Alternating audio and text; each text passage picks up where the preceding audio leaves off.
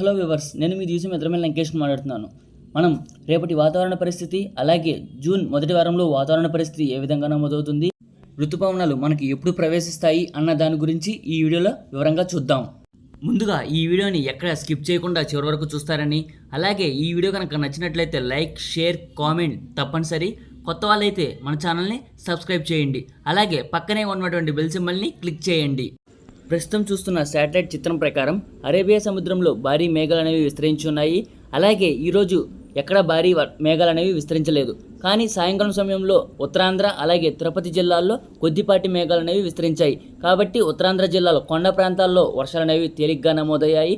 అలాగే రాయలసీమ జిల్లాలో కూడా కొన్ని తక్కువ చోట్ల మాత్రమే వర్షాలు అనేవి నమోదయ్యే అవకాశాలు అయితే పూర్తిగా కనిపించింది. రేపు కూడా ఇలాంటి వాతావరణ పరిస్థితి అనేది కనిపిస్తుంది. సాయంకాలం సమయంలో కొండ ప్రాంతాల్లో ఉత్తరాంధ్ర అలాగే రాయలసీమ జిల్లాలో తేలికపాటి వర్షాలు అనేవి అక్కడక్కడ మాత్రమే నమోదవుతాయి. ఆంధ్రప్రదేశ్ రాష్ట్రంలో ఈరోజు అత్యధికంగా ఉష్ణోగ్రతలు అనేవి నమోదయ్యాయి. ఒకసారి వివరంగా చూద్దాం.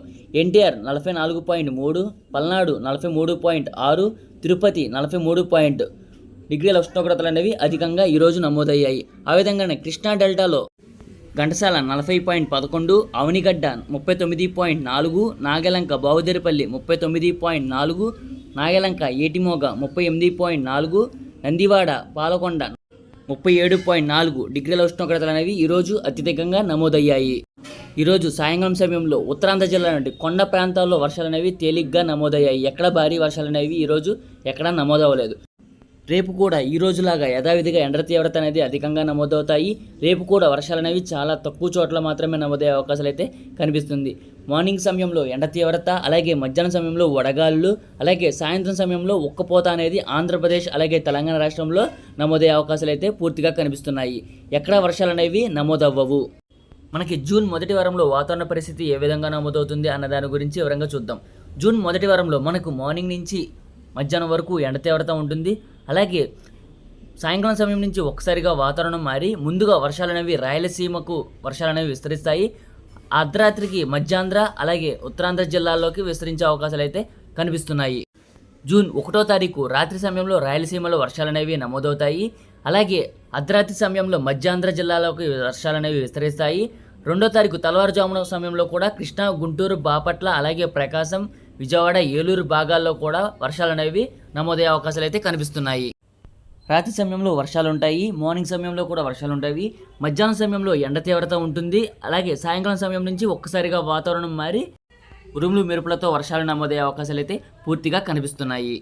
జూన్ మొదటి వారంలో మనకి వర్షాలు అనేవి మధ్యాంధ్ర అలాగే ఉత్తరాంధ్ర, తెలంగాణ, రాయలసీమ జిల్లాల్లోకి విస్తరించే అవకాశాలు అయితే పూర్తిగా కనిపిస్తున్నాయి. 1, 2 తేదీల్లో మధ్యాంధ్ర అలాగే ఉత్తరాంధ్ర, రాయలసీమ జిల్లాలో వర్షాలు అనేవి నమోదవుతాయి.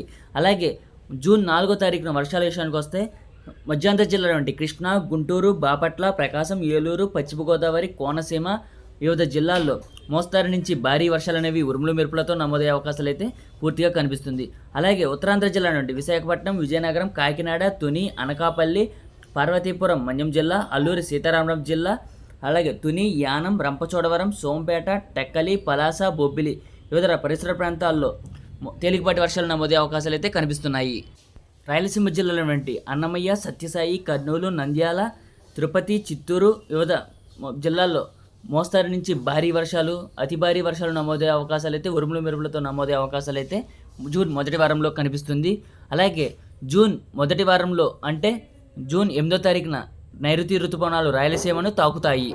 తెలంగాణ రాష్ట్రంలో వికారాబాద్, సంగారెడ్డి, కామారెడ్డి, నిజామాబాద్, మెదక్, మేడ్చల్, మల్కాజ్గిరి, జోగులాంబ, గద్వాల్ జిల్లా, ఆదిలాబాద్, ఆసిఫాబాద్, మంచిర్యాల, జయశంకర్, భూపాల్పల్లి, రాజన్న, సిరిసిల్ల, మంచిర్యాల, సిద్దిపేట, వరంగల్, ఖమ్మం, భద్రాద్రి కొత్తగూడెం, ములుగు, నల్గొండ, యాదాద్రి, భువనగిరి వివిధ జిల్లాల్లో తేలికపాటి నుంచి మోస్తరు వర్షాలు, మరికొన్ని చోట్ల భారీ వర్షాలు నమోదయ్యే అవకాశాలు అయితే జూన్ మొదటి వారంలో కనిపిస్తుంది.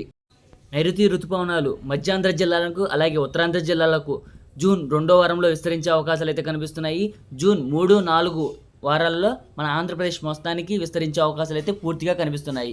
జూన్ మొదటి వారంలో మనకి జోరు భారీ వర్షాలు అనేవి పూర్తిగా నమోదయ్యే అవకాశాలు అయితే ఎక్కువగా కనిపిస్తున్నాయి. అలాగే వరదలు కూడా ఎక్కువగా వచ్చే అవకాశాలు అయితే ఎక్కువగా కనిపిస్తున్నాయి. ఎందుకంటే వర్షాలు అనేవి తీవ్రత ఎక్కువగా ఉంటుంది కాబట్టి మనకి వరదలు కూడా వచ్చే అవకాశాలు అయితే కనిపిస్తున్నాయి.